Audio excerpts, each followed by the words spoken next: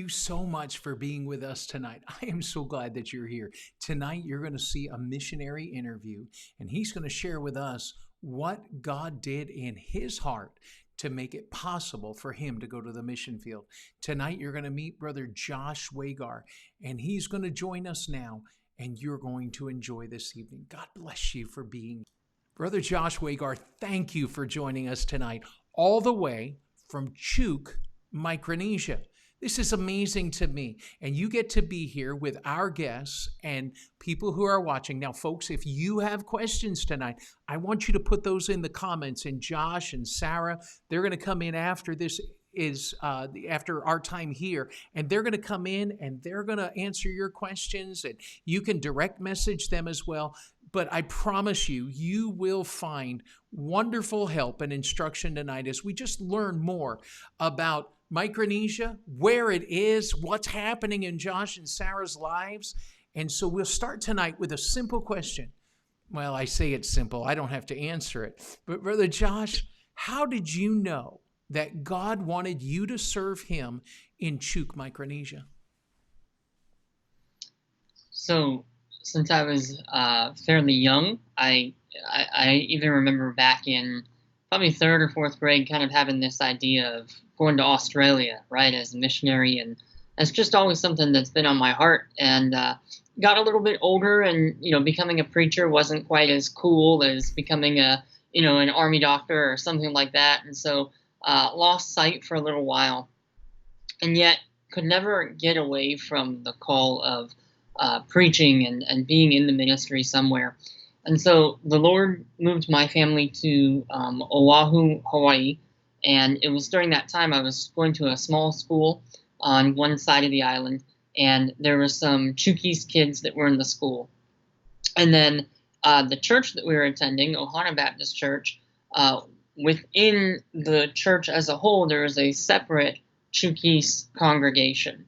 And so we had all the Chuukese kids in the youth group, and just so I grew up. My teenage years were around Chuukese people and Chuukese kids, and I didn't know much about it really at all. They just kind of blended in, and I mean it was island life, so we were kind of used to it. Sure. But I never really thought that would come back to anything. We moved back to Virginia and finished up my last couple of high school years. And I knew that God was calling me into missions specifically, and I thought I was heading back to Hawaii. There's still a great need there for some things to be done. So got to college, and I was starting to really focus in on just becoming a missionary. And we started attending this church called Every Nation Baptist Church. So if you guys are watching, hello. And that was really some of the most formative time in my life, was being part of that church, and started working with a group of people from Nepal. And they were refugees. They're Bhutanese refugees from Nepal that came here. And so God really started to use that ministry, and I really started thinking, okay, Nepal is maybe where it's at. And Sarah, my wife, and I were dating at the time, and we're just, that kind of seemed to be where it was leading. And then, just to be quite honest, I don't even know where Micronesia came back up at. I really can't remember, but I just remember Micronesia kind of being in my head. And so it really came down to Nepal or Micronesia, and I really agonized over it. It was a pretty intensive time in my life. I think it was about my sophomore year of college, and just really agonized over it. And I got to the point, I said, God, you got to show me where you want us at. And it was during a missions conference at the college that the keynote speaker, and I don't want to make it sound like I just kind of live my life by, signs that God might give, but I thought it was interesting. The keynote speaker was Dalton Heath, who was one of the kind of the big main missionaries that was in Micronesia for quite a while. And I thought, well, okay. And so through that and just some answers to prayer and a peace, Micronesia was where it was at. I was like, okay, but I had no idea the difference. I didn't know that Micronesia was a region that was made up of multiple countries. I didn't know that the FSM was made up of 4 states that were complete. Micronesia, that's all I knew.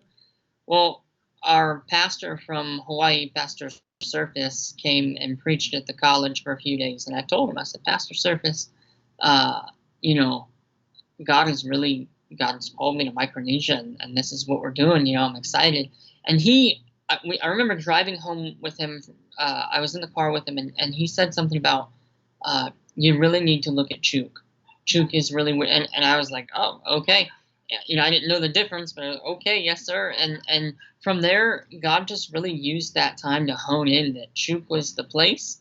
And yeah, that's long and short of it. Sarah and I were dating, and she was like, "If you're in, I'm in." So here we are. Here we are today. So, Amen.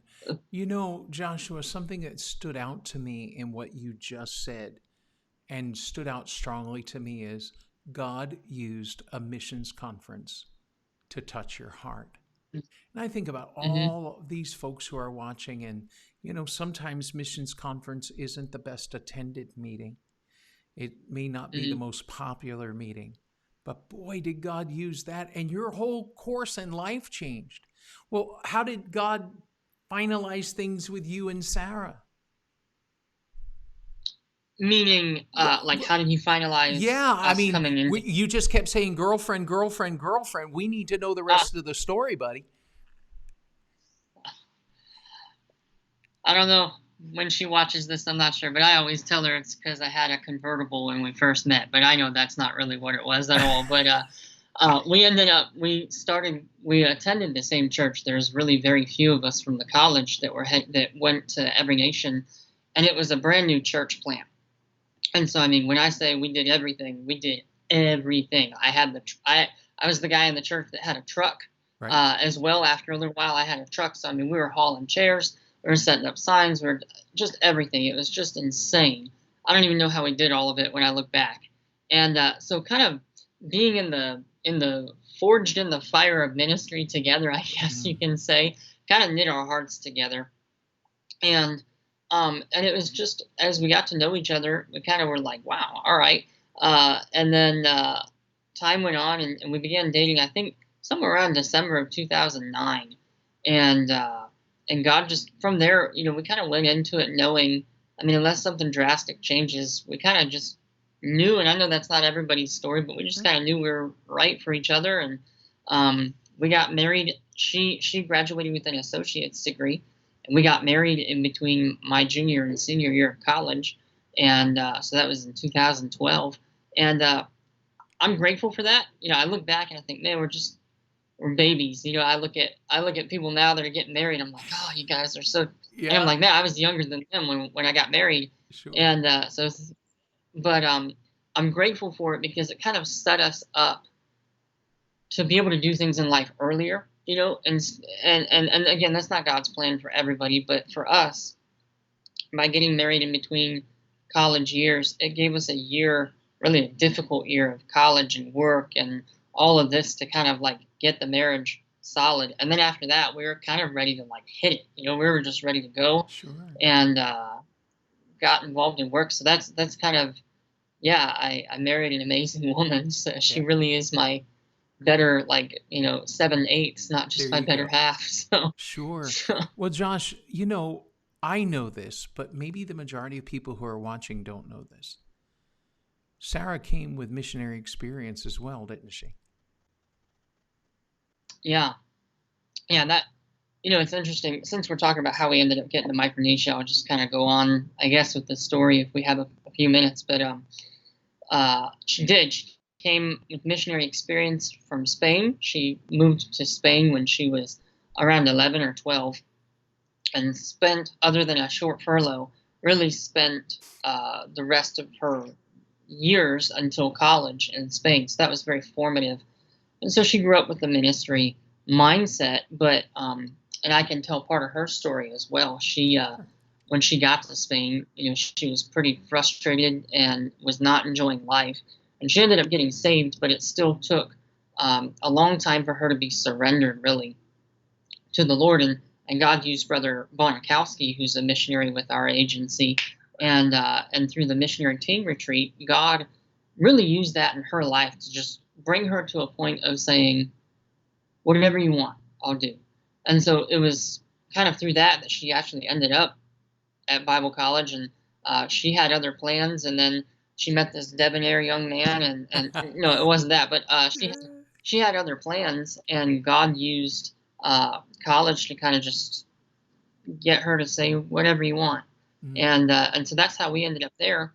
And that missionary experience is really different though, because she grew up in Europe, and for those of you that might not know, Micronesia is not Europe by any stretch Sure. of the imagination. And so when we got out here, we came on a survey trip in 2013, and we had about 2.5 weeks or so, maybe 3 weeks planned to be here, and we ended up staying in this rat hole of a place. And that's just what we had, and we got the true Micronesian experience, when it came to that, and just in the living conditions there, we weren't used to it, and we had all these things planned, and we had kind of set up. There's a local pastor here who we're not working with, but we had all these things set up. He said, "Yeah, I'll help you do all those."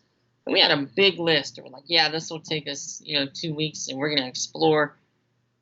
I think in a matter of about 2 days, we had everything done on the list, and we had the rest of the time. And Pastor Mike works at the college, and getting around here is, you got to be really careful. Plus, it's like a 5 square mile island, so it's not like there's a ton of stuff to do.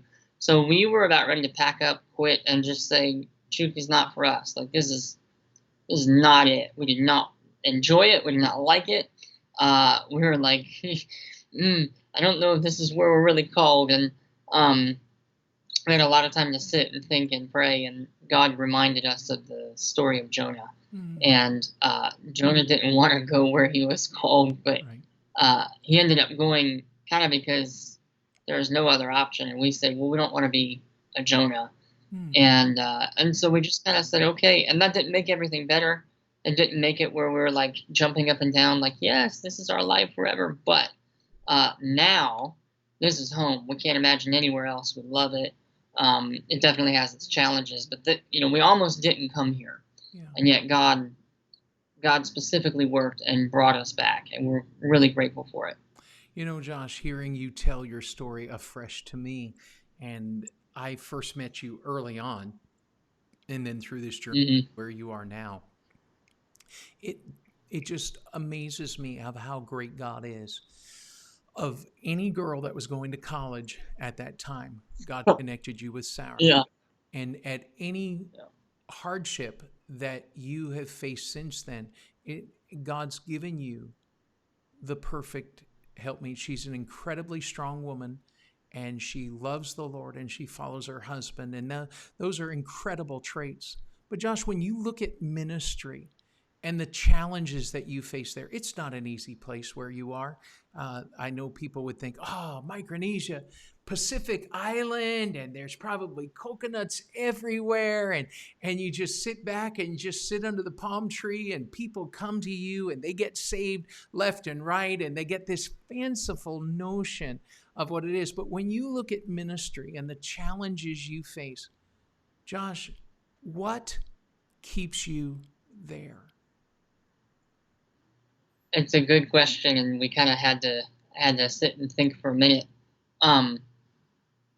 First of all, what keeps us here is really the need, and I don't say that from a savior mentality. I know good and well that Sarah and I really don't have necessarily the right, like, we don't have the ability to just come in and do a bunch of things. We don't have this deep background of knowledge or ministry or ability or whatever, but the need here is great, and there's very few people to fill that need. So the need keeps us here on the hard days. And then, just to be honest, I hope people understand my heart when I say this. God gives personalities to everybody, and my wife and I complement each other very well. But in that what I'm lacking, she has, or what she's lacking, I have. But one thing that we both have is just a stubborn will. Like, we just don't give up. And that's not a brag. Like, that's from the Lord. Because if He hadn't have given us that, we would have been gone in the first 6 months, I think. Like, I mean, truly. But we just kind of have this bulldog mentality of this is where God called us to be, and we can either kind of just grind it out and do it. And Proverbs 16:3 for me is, I love it. It's commit your works to the Lord, and then your thoughts will be established. And that's just something we've had to learn: is get up, do the work, meet the needs, and then, oh, you know what? We do want to be here. Yeah. God does want us here. And it's amazing. And that's a battle that we constantly face. But the thing that keeps us here is just the calling of God, the needs that need to be here, and the stubbornness He's given to us. We're not going to leave unless we're wrestled away from it, or God very clearly tells us to go elsewhere. So.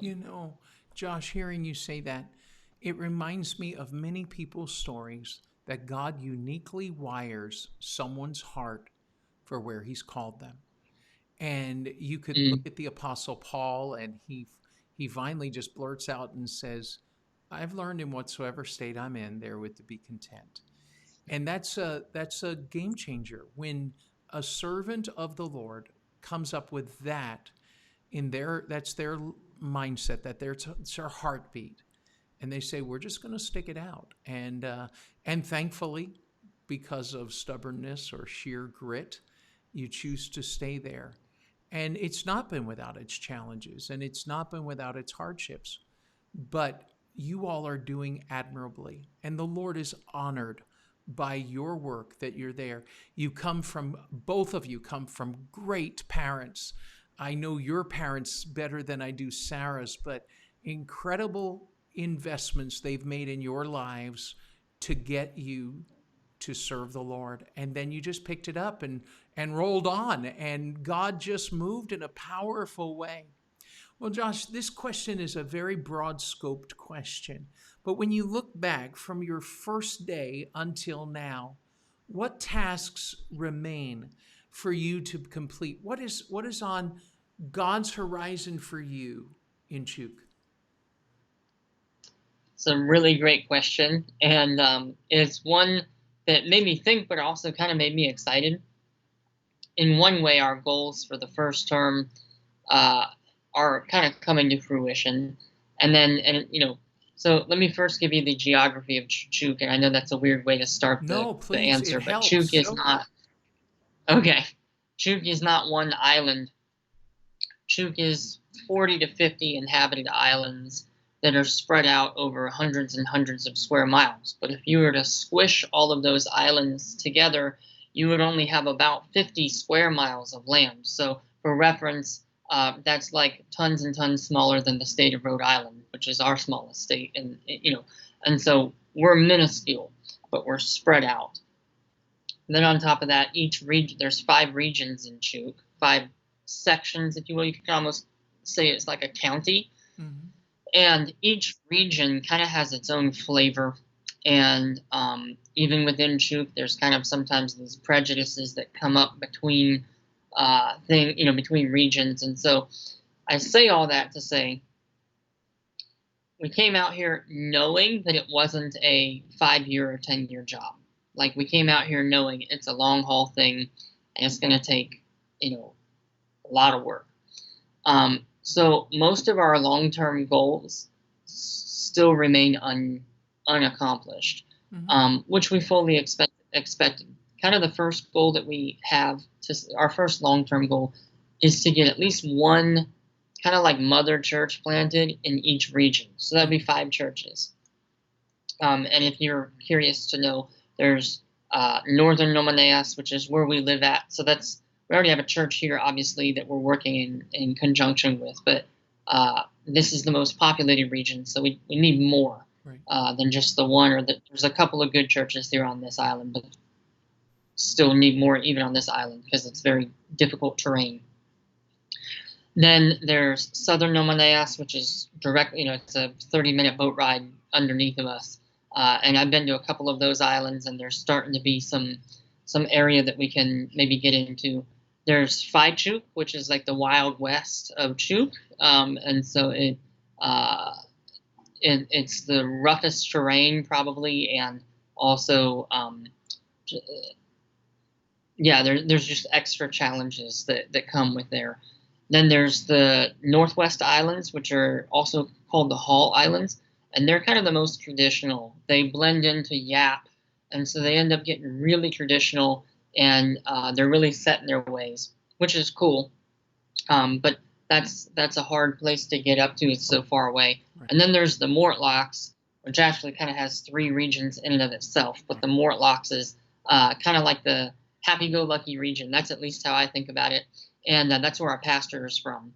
And so we want to get churches in each of the regions, and then eventually, as much as possible, we want to see churches planted on each island, and that kind of depends. I mean, some islands you can literally, especially in the Mortlocks, you can walk between islands, and so we want to get churches accessible to everybody, I guess you could say. Sure. And Chuuk is a really religious climate, but in that they're religious in the fact that everybody knows kind of the right answer, but I shouldn't say everybody, but many people's hearts are turned off to the truth of the gospel, because they're very set in the ways. And then this next generation coming up, I would say is even. It's a weird thing. We're so influenced by the West, and yet there's still so much island culture here, so much tradition. It's almost like this generation coming up is shunning the religious aspect of Western culture and embracing the secular aspect, but also kind of remaining traditional, in that some are going back to black magic and things like that. So it's this weird hybrid. We're trying to figure out how to maneuver in it. Anyway, that's a lot that I didn't mean to bring up there. But I say all that to say our goals are to still see churches planted and training folks, getting people out. We have kind of this goal to get this team where we can Micronesians function within a family society. Mm-hmm. It's a group society.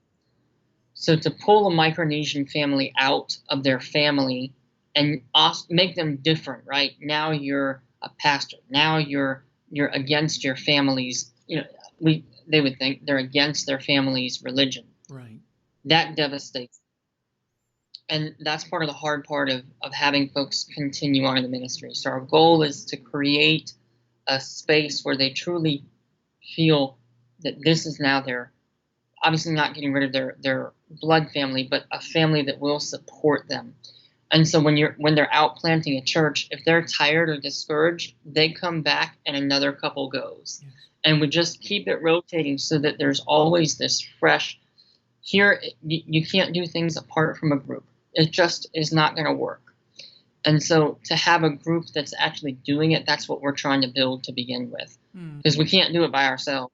Sure. And we can't get one or two Micronesian couples to do it. It's got to be a group. And so that's the long-term goals. But other than that, right now, our first term goals, helping out the church that we're in, Grace International Baptist Church.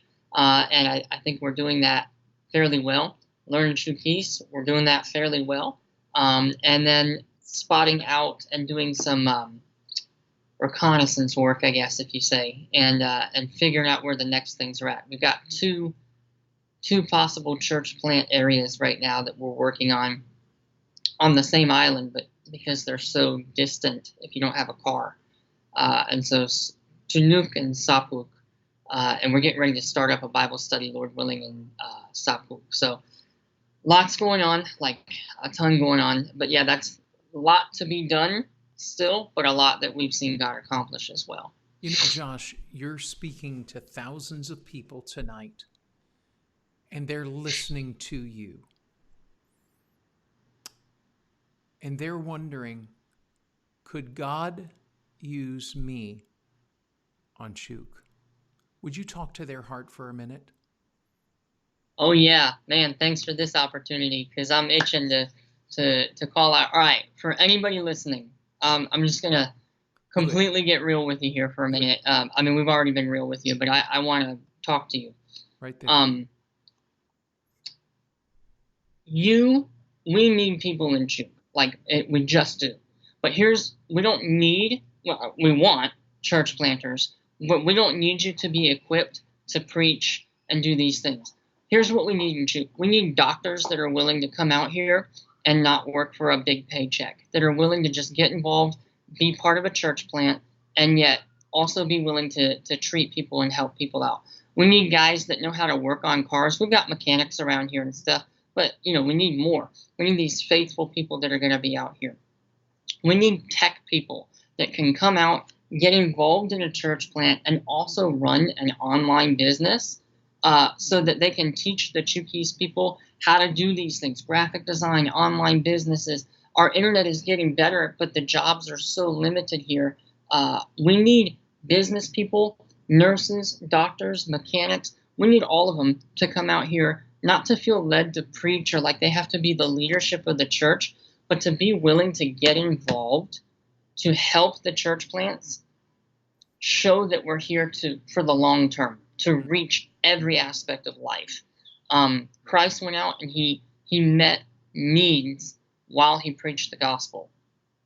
And my wife and I, as much as we try to do that, and there's things that we are able to do, we're not medical people when it comes down to it. Like, I can't fix broken arms or birth babies or whatever.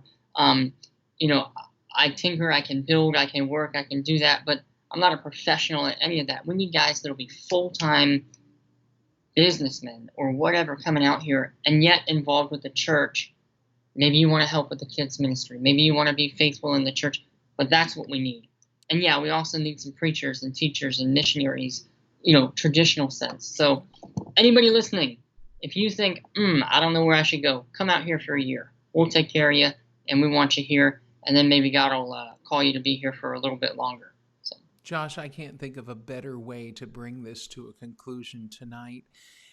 Friends, I want you to drop your questions into the comment section, and Josh and Sarah will be all over that, and they'll be able to answer your questions. Josh, there's one more thing I want to ask you tonight. You do a podcast. Now, for some of my viewers, they're all over podcasts. They get it. Other viewers are going to say, what's a podcast? I don't have a pod where I'm going to throw it to. And so a podcast, think of it as a recorded radio program. So Josh is doing that. Mm-hmm. And on the screen, you'll see at Micro Missions. Now, that's on Facebook. So all you have to do is go to Facebook, click the search button, type in the @ symbol, which is Shift 3 on an American keyboard, and then type the word Micro Missions, all one word, and you'll be able to see this podcast. You'll be able to listen to it. Josh, tell us about what you do on Micro Missions. Awesome. Thanks for the opportunity. Yeah. So what we do is, who doesn't like a missionary story, right? I mean, growing up, some of the best parts of Vacation Bible School or Sunday School or whatever was, hearing about Mary Slessor and Amy Carmichael and Adoniram Judson. Why? Because we're so enthralled that God takes regular people and uses them to change a nation or a movement, So that's what we seek to do. I have a short podcast called the Missionary Micro Stories Podcast. And it's supposed to only be about 9 minutes, but it often goes a little over that. I know how hard that is to keep it that short. But it is a short podcast. And we've got missionaries from all over the world. And I mean that. We've had them from Micronesia, Africa, the Arctic North, Europe. All over the world. And they come on and they just tell us a little bit about who they are and what they're doing. And then they tell us one of their favorite stories about serving in missions. We've had some awesome stories. And so I'd encourage you to check that out. You can find it at Micro Missions. That's our ministry page, and all of the audio gets uploaded to that. And then you can also search for Missionary Micro Stories, and you'll find it. Yeah. Josh, what I love about your podcast is most people tell stories of what God used to do. And we cherish those stories. We herald those stories. But what you're doing is you tell what God's doing right now with living people and normal people, and not these people who are just elevated to a place. I mean, I've been on the podcast. It's wonderful. Staff here listens to it. They look forward to it. We have a staff member that podcasts weren't her thing. But when you started this, it became her thing. Uh, And so it's just a wonderful thing that what you're doing. And Josh, I want you to know that tonight, as you share this information with us and you just poured your heart out, that it matters and you matter. You and Sarah and your daughter matter to God. And what you're doing to serve Christ is making the difference for the sake of eternity. And Josh, I couldn't be more pleased than to have you on tonight with me and to just share these moments. Josh, thank you for being on with us this evening. Thank you so much. I appreciate the opportunity. Amen. And now, friend, I want you to know this, that right now you're thinking about what you saw. Don't let it slip from your mind. Josh shared with us his heart. He's told his story and his wife Sarah's story. Tonight, I want you to think about, what is God doing with you? I want you to tune in next week as we have more episodes of what God is doing around the world on this missionary moment that we share together on our online missions conference. Until next week, may God richly bless you.